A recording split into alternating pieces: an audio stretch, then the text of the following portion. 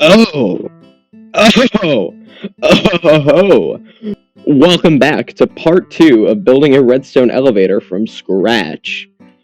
You guys seem to really like last one, so welcome to part 2. I have tried to film this part, build this, 3 times now, and I could not figure it out, but now I have an actual plan. Awesome. So, let's go through that right now. So, what I figured out is we need 3 things. We need a stopper based on the target floor. We have the target floor. That's the whole button selecting system. Now, a stopper, I think it can just be a piston that gets pushed in, that sticks to the blocks. And then we need a starter, which will just go into observers on the actual flying machine. And that needs to be on or off based on the direction. So we'll have one line that's for the up one and one for the down, and depending on the direction, we power only one of them, and they should all be linked, and it should work. And then we need a tracker in the elevator, so the active floor. In the elevator, we're going to have an observer facing out to the side, and that goes out into a redstone line, and so whenever it reaches a floor, this will send out a signal, which marks it down with the same system we have for the target floor that we built last episode to only have one active floor possible. Right? So that's how we're going to do it. So let's get started with building that.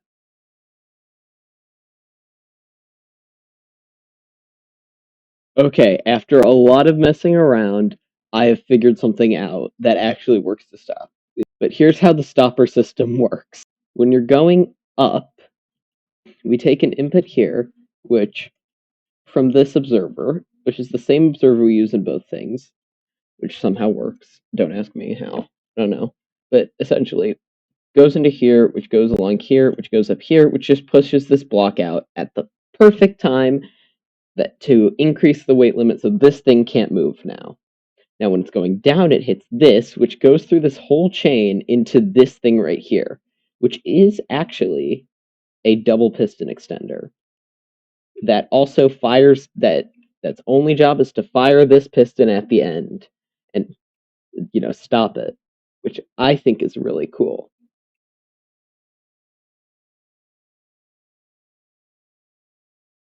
Floor 3, maybe? Okay.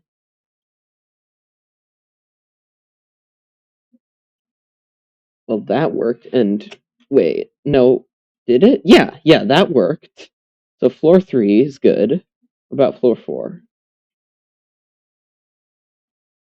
Okay. Floor 2? Okay, and floor 1. Beautiful.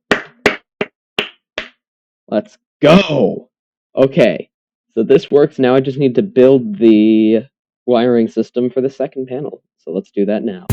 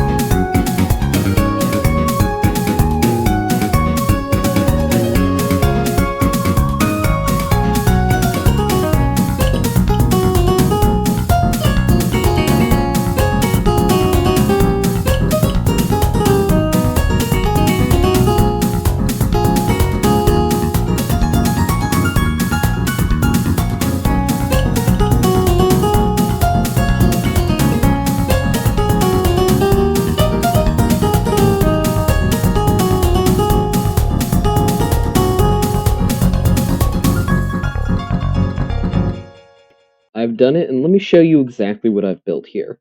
So on the top, we have this whole system, depending on which level, so 1, 2, 3, 4, that feeds into something that's the exact same as this. Essentially, whenever it gets an input, it changes to whichever level the elevator's on. From there, we have this whole system that essentially just gives us signal strengths. And this connects to the selected floor up here. And so what we have is 2 comparators that compare the signal strengths and subtracts them. So essentially, the way that this thing works right here is if these two signals are the same, it's not going to output anything on either of them. However, also up here, we'll note an output difference. Now this one, it means that the actual floor minus the selected floor gives an output, and this is the negative side, which means down 2. So what I'm going to do is wire this up to the down ones right here. Then I'm going to wire this one up to the up ones. So let's do that right now.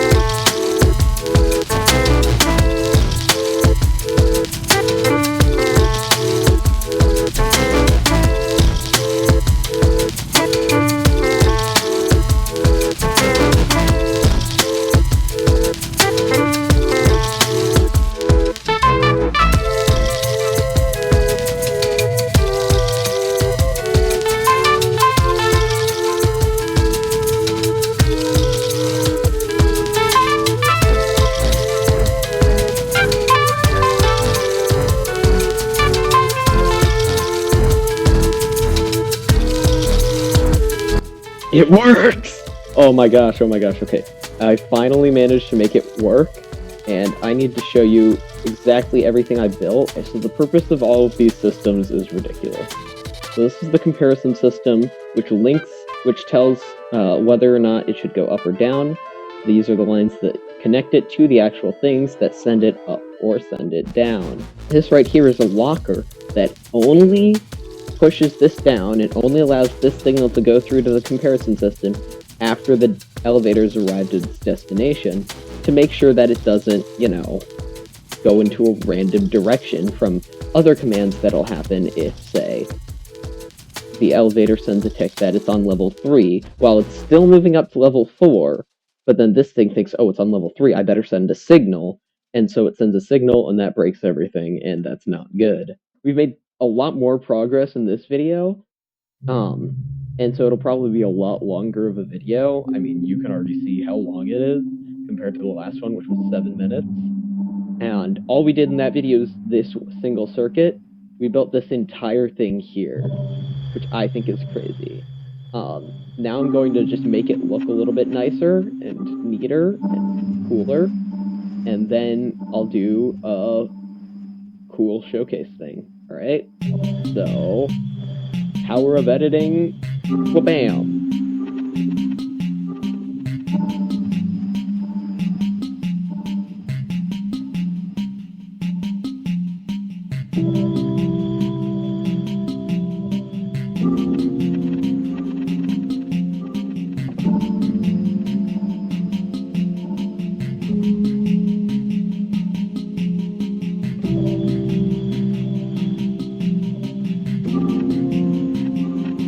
Alrighty, everybody, thank you so much for watching. This video took like 4 hours to make.